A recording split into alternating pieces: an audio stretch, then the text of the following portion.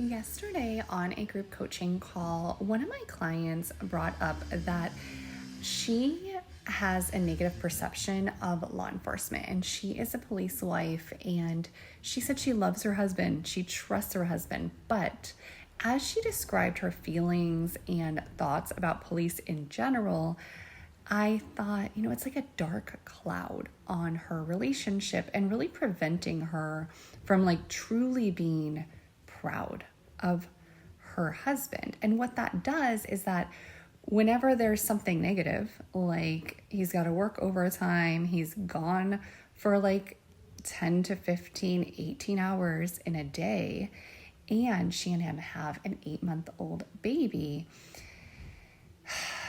it's making her even more frustrated than if she had that true pride, not just in her husband, but in herself and the role that she plays in this marriage. So she also shared with me that sometimes she shares her negative thoughts about police with her husband. And I want to tell you what I told her is that I was her, I did this. I'm not proud of it. But having really been trained a lot in social justice and social work, and having not really had any police officers in my family, even though I come from a military family, I didn't know police.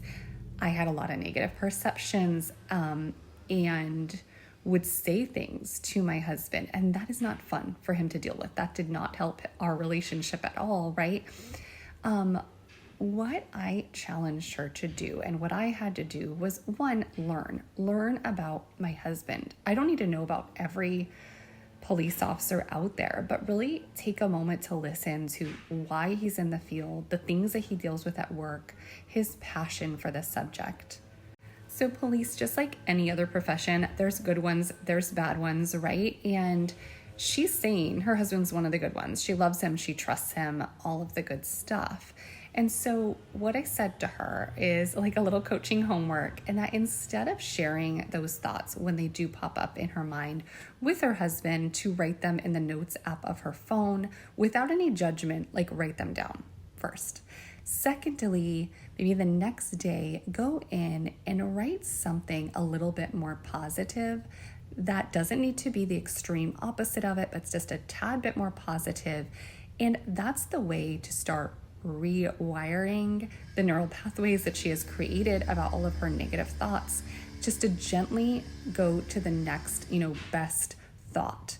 Secondly, I recommended that she read my book because I share 41 stories of how I have grown from resentful to grateful over time.